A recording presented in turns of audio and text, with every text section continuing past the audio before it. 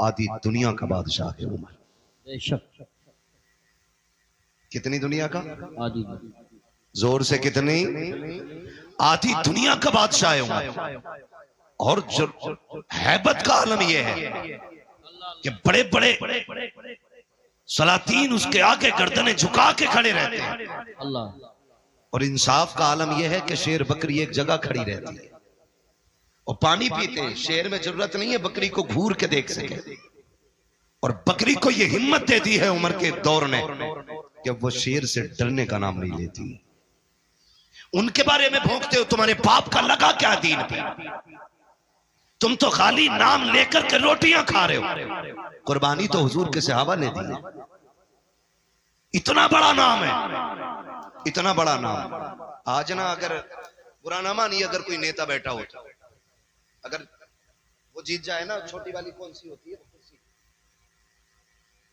ना, बीटीसी, हाँ प्रधानी तो उससे बड़ी है।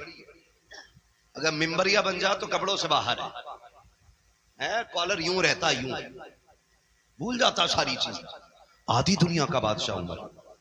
जानते हो ईद के दिन नंगे पैर नमाज पढ़ाने के, ईदगाह के लिए नंगे पैर निकले, वापस नमाज पढ़ा के आए, पैर धुल रहे हैं। किसी ने कहा उमर जूते तो पहन लेते। कहा क्यों? कहा अमीरुल मोमिनीन हो, कोई देखेगा दूसरा तो क्या कहेगा। अगर ना पहने तो क्या हुआ? कहा देखा ना पैर में मिट्टी लग गई। आंख में आंसू भर लाए, कहने लगे शुक्र है रब का जिसने उमर के पैर पे मिट्टी लगाई है। उमर के पैर पे मिट्टी तो लगी है लेकिन उमर के दामन पे कोई ऐब का धब्बा नहीं लगा है। ये जिंदगियां थी इन लोगों की। ये हमारे सर के ताज उलमा बैठे, पूरी जिंदगी हदीसें पढ़ाते पढ़ाते गुजर गई। आप तारीख का ये बाप भी देखे, कौन उमर है? अल्लाह अकबर। आपने पूरी जिंदगी खुदा की कसम सबसे कम बैतुल माल से तनख्वाह ली है। आज तो जो सर गवर्नमेंट की तरफ से आता है, गरीब का हिस्सा भी खा जाते हैं। गरीब का बेरोजगार भत्ता भी इन्हीं के हिस्से में आता है। कॉलोनी बांटते तो पहले तय किया जाता है 10% मेरा है, 90 तेरा है, 50 मेरा है, 50 तेरा है। ऐसे बेच के खाने वालों को खुदा की कसम उमर की जिंदगी पढ़नी चाहिए। पूरी जिंदगी आपने सबसे कम बैतुल माल से 2 हिस्सा लिया है। सबसे कम तनख्वाह लेने के बाद आप एक जोड़े में जिंदगी गुजार रहे हैं। खुदा की कसम लोग कहते थे कैसे बदबख्त लोग हैं। अभी एक कुत्ते ने भौंक के कहा था माज़ अल्लाह, हजरत उमर ने सैयदे कायनात खातून जन्नत फातिमा ज़हरा के शिकम पे लात मारी थी, जिसकी वजह से आपकी खुशी ज़ाय हो गई थी। मैं कहता हूँ गैरत आनी चाहिए। खुदा की कसम जो उनकी औलाद को पलकों का ताज बना के रखता हो, वो माँ की तरफ पैर कैसे बढ़ा सकता है, हाथ कैसे उठा सकता है? खुदा के वास्ते ज़बानों को ताले लगाओ। नबी के सहाबा के खिलाफ मत भोंकना, वरना जन्नत तो क्या है, जन्नत की महक तक नहीं मिलेगी। जन्नत सिर्फ उसे मिलेगी जो सहाबा वाला भी होगा, मुस्तफा की औलाद से प्यार करने वाला भी होगा। ये याद रखिएगा। आग लगाई जा रही है और धीरे धीरे घुसपैठियां आ रहे हैं। हमारी मस्जिदों से खुतबे ले जाते हैं, खुतबे जैसे खुतबा इल्मी हुआ, इन खुतबों को चुरा के दूसरे खुतबे रख जा रहे हैं और उन खुतबों से शेखैन का नाम काटा जा रहा है। गैरत नहीं आती है? हम कहते हैं खुदा की कसम हुजूर के सहाबा पे एतराज, हुजूर की जात पे एतराज। क्यों?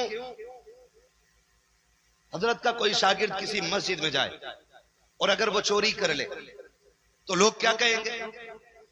कारी साहब कैसा आदमी भेजा था, मस्जिद की गोलक लेके भाग गया।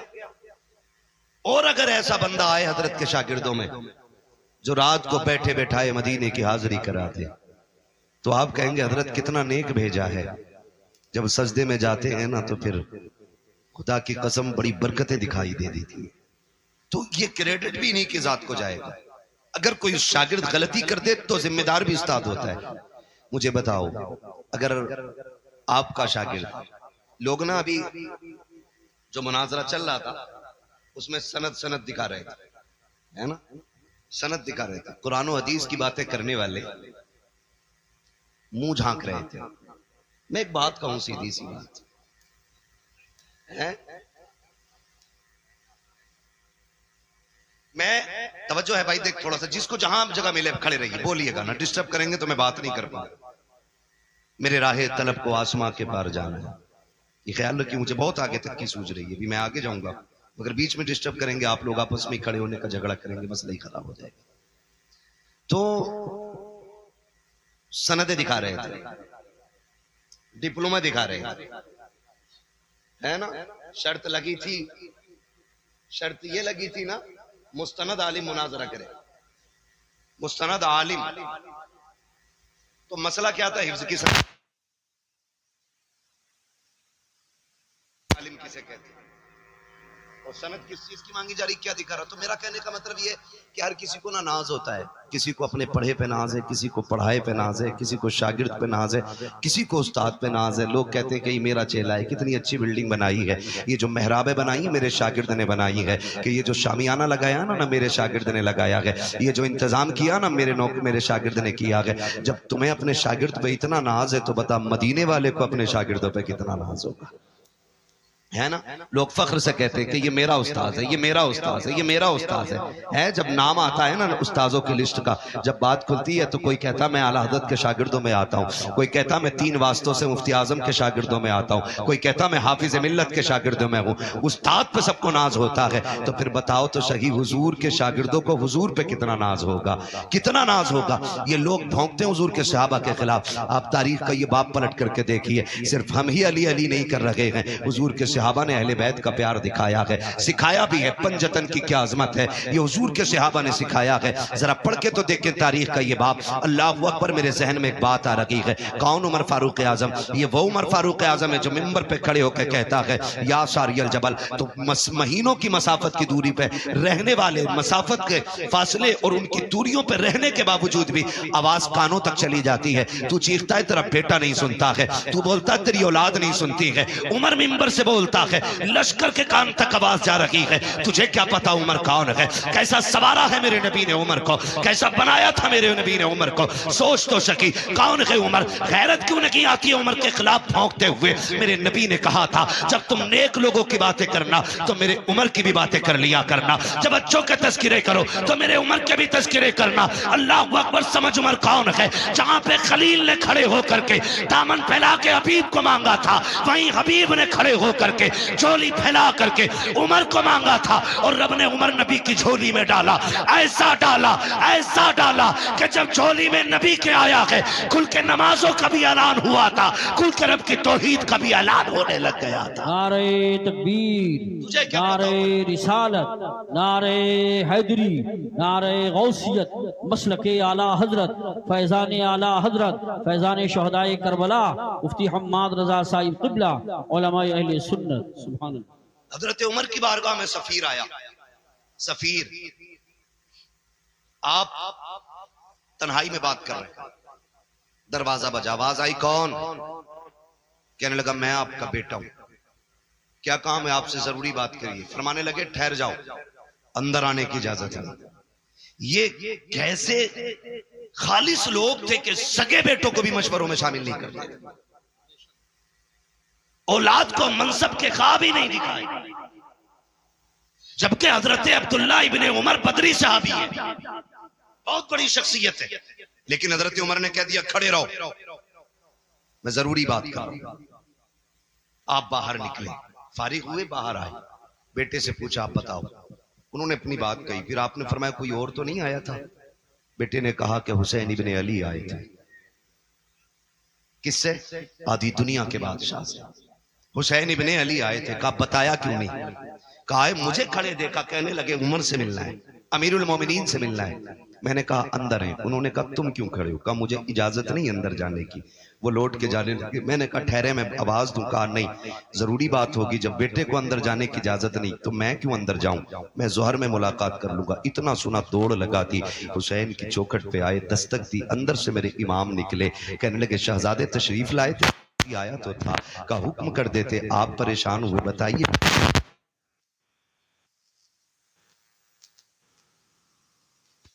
जिम्मेदारी आपके कंधे पे है, इसलिए मैं लौट आया था। जब बेटे को अंदर आने की इजाजत नहीं, मैं कैसे अंदर आ जाता? खुदा की कसम हजरत उमर की आंख में आंसू आ गए, रो के कहने लगे शहजादे बताओ तो सही, आप कहां मैं कहां, मेरी औकात क्या है? पगड़ी उतारी और शहजादे के कदमों पर रख दी। फरमाने लगे बताओ तो शहजादे उमर की औकात क्या थी? कौन था उमर को पहचानता? आज जो इज्जतें मिली है तुम्हारे नाना के सदके में मिली है, आज जो उमर को वकार मिला है तुम्हारे नाना की नालायन के सदके में मिला है। शहजादे सबके लिए पाबंदी हो सकती है, लेकिन नबी के बेटों के लिए उमर की चौखट पे कोई पाबंदी नहीं हो सकती। तुम किस उम्र की बात करते हो? किस उम्र की बात करते हो? खुदा की कसम ये वो उम्र है जिसकी मर्जी के मुताबिक कभी कभी आयतें अल्लाह कुरान में नाजिल फरमा देता है। हाँ, ये हजरत उमर है। समझने की कोशिश करें। इन्होंने हमें सिखाया सहाबा का अदब क्या है, इन्होंने हमें बताया अहले बैत से प्यार कैसे करना है। खुदा की कसम खाली अली अली कह के जन्नत नहीं पाओगे। हुजूर के बाकी सहाबा को गाली दो और अली अली का नारा लगाओ, ये तो पूछ के अली भी तुझसे राजी है कहने की। वो तो खुदा की कसम कैसे लोग थे, कहते हक मारा अली का। मैं कहता हूं हमारा अली इतना कमजोर नहीं है जिससे कोई उसका हक छीन लेता। हक तो बड़ी बात है, कोई अली से एक तिनका नहीं ले सकता था। हमारा अली इतनी पावर वाला है कि जब तलवार चलती थी आवाज आती थी शाके मरता शेर यज़्दा कुव्वत परवरदिगार ला फता इल्ला अली ला सैफा इल्ला जुल्फ़िकार। सुभान अल्लाह सुभान अल्लाह, वाह वाह किस अली की वाह बात करते हो? हक छीन लिया? मुझे बताओ उमर हक पे ना होते तो अली बैठने देते?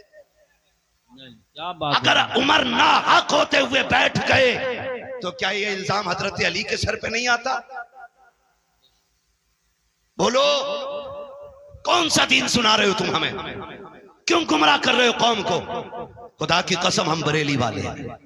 अल्हम्दुलिल्लाह। हमारे एक हाथ में अहले बैत का दामन है, बेशक दूसरे हाथ में हुजूर के सहाबा का दामन है। बेशक न हम अहले बैत को छोड़ सकते हैं, न हम हुजूर के सहाबा को छोड़ सकते बेशक हैं। सहाबा भी हमारे हैं, अहले बैत भी हमारे, बेशक हक। ये सारे हमारे हैं।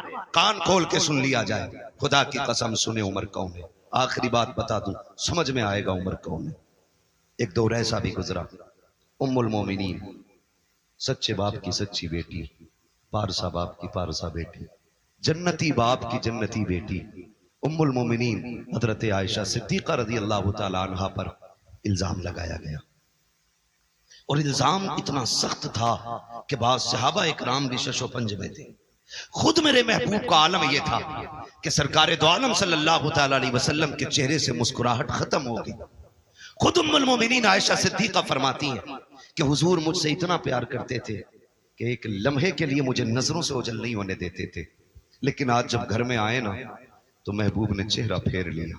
कहती हैं फिर क्या था, फिर तो बिजलियां गिर गई, कयामत टूट पड़ी। मैं हुजूर की जुदाई बर्दाश्त न कर सकी, बेरुखी ने मुझे मार डाला। मैंने कहा महबूब इजाजत दें तो मैं घर ना चली जाऊं, घर ना चली जाऊं। बच्चियों का अपना उसूल होता है, अगर कोई सोचती जाके माँ बाप से बातें होंगे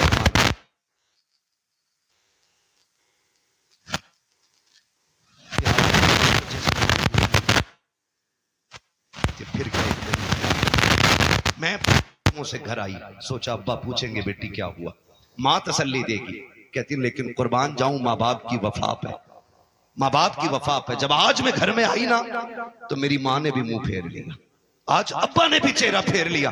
आज बेटी से कोई हाले दिल पूछने तैयार नहीं है। कहती कि बस फिर क्या था, मैंने देखा बाप मुसल्ला बिछाए हैं, माँ के हाथ में तस्बीह है, कोई बात करने वाला नहीं है। कहने लगी मैं घुट घुट के जीने लगी। फिर मैंने अपना मुकदमा सुप्रीम कोर्ट में दायर कर दिया। मैंने कहा मालिक अब आयशा का फैसला तेरी जात की तरफ से होगा, कोई सुनने वाला नहीं है आयशा की। कहने लगी मैं रोती रखी, मैंने मुकदमा रब की बारगाह में दे दिया। इधर मेरे नबी की बेकरारी का आलम न पूछो, अल्लाह अकबर, आक़े करीम बेकरार है। हजरत अबू बकर सिद्दीक सामने से आए, हाथ पकड़ के कहते यार अबू बकर तेरी बेटी है, आयशा बता तो सही मैं क्या करूं। इस मोड़ पे आके खड़ा हो गया हूं, मैं करूं तो क्या करूं, बता तू जो कहेगा वो कर दूंगा। हजरत अबू बकर सिद्दीक कहते हैं या रसूल अल्लाह, आयशा बेशक मेरी बेटी है, मैं अच्छी तरह जानता हूं। अगर मैं ये कह दूं बेटी बेकसूर है और आप तो दुनिया कहे बेटी थी। अबू बकर हिमायत